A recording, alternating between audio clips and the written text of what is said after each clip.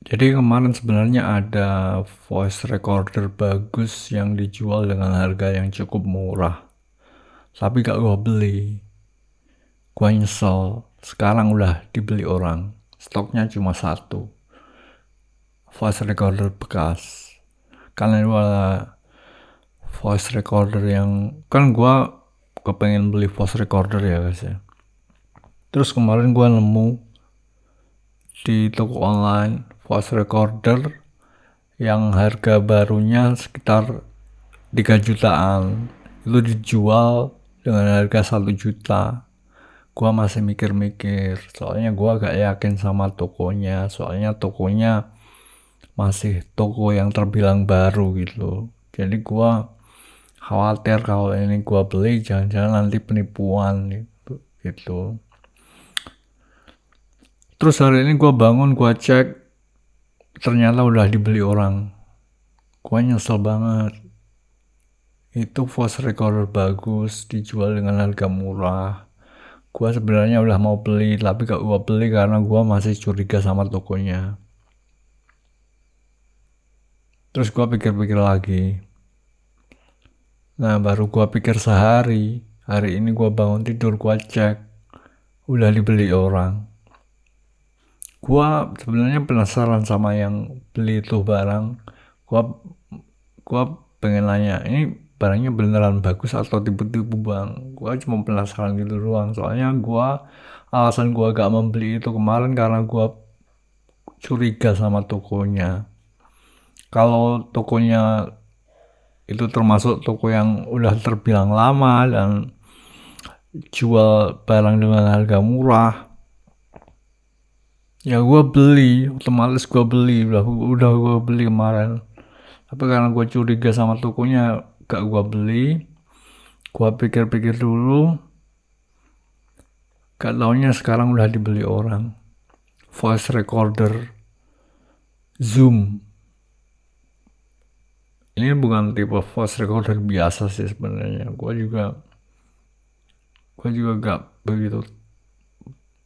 Gue belum pernah nyobain voice recorder model gini ya. Namanya Zoom F2 atau gimana gitu. Ini voice recorder yang sangat unik modelnya. Gak kayak voice recorder yang dipegang tangan itu. Ini voice recorder yang unik. Dan gua tertarik pengen beli soalnya dijual dengan harga murah. Tapi karena dijual dengan harga murah itulah gua curiga. Soalnya di Indonesia ini apa sih yang murah?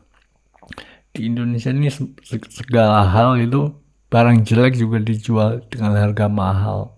Gak ada di Indonesia ini barang bagus yang dijual dengan harga murah. Kalaulah gua tahu barangnya itu bagus, tokonya juga punya reputasi penjualan yang bagus, pasti kemarin gua beli, gua utang-utangin pinjol kalau perlu. Dijual dengan harga 1 juta aja, barunya 3 juta. Gua udah mau beli, gak gua beli. Soalnya gua curiga. Gua taruh ke wishlist gua. Gua kasih diri gua waktu berpikir 1 hari, 2 hari. Lah gua masukin wishlist gua pikir sehari. Hari ini bangun-bangun gua lihat udah kejual.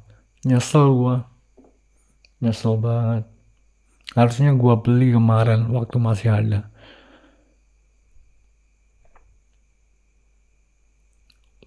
Jadi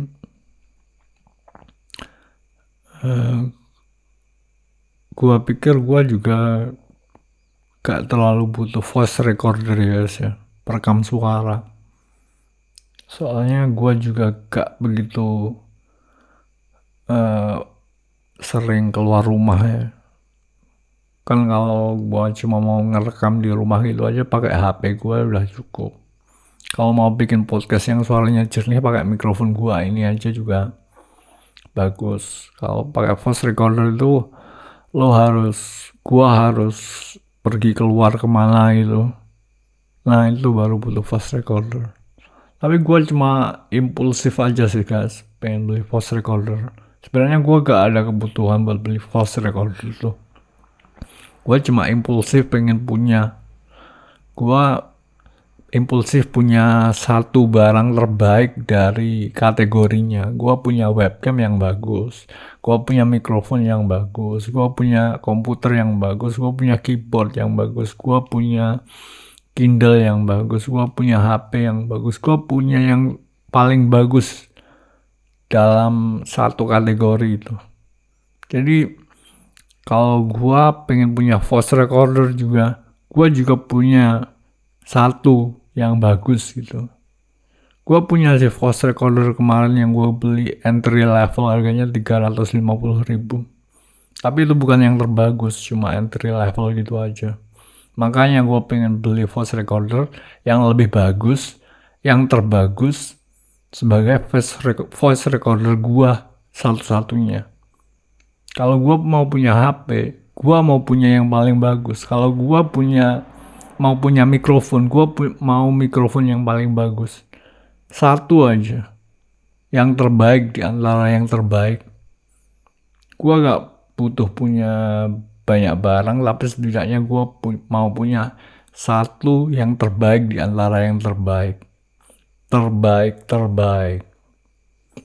Gitu guys. Jadi kemarin ada yang jual voice recorder perekam suara terbaik, dijual dengan harga murah. Gua rasa orangnya itu orang kaya dan tidak, atau mungkin kelas menengah ya, yang tidak terlalu wah dengan barang-barang mewah, sehingga tidak merasa bahwa uang adalah sesuatu yang sangat patut untuk dijadikan tolok ukur sebagai pertimbangan acuan harga.